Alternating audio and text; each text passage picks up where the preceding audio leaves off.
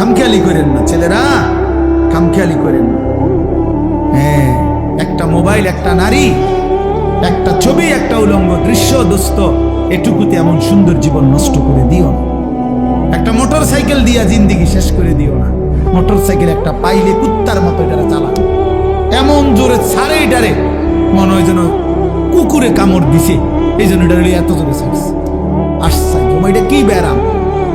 এটার কোনো যুক্তি তো থাকতে হবে, বলেন একটা যুক্তি তো থাকা চাই।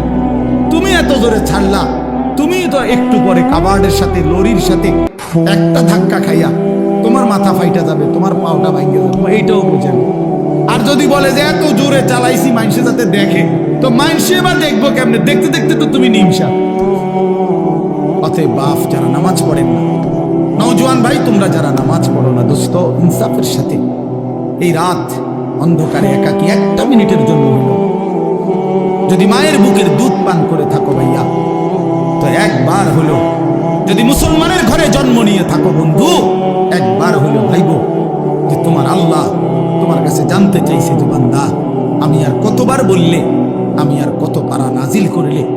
আমি 23 বছর বলে গেলাম, 23 বছর বলার পরও যেহেতু হয় নাই, তুমি বলে দাও বান্দা আমি আল্লাহ কতবার বললে, কত বছর বললে তুমি আমাকে মেনে নিবে?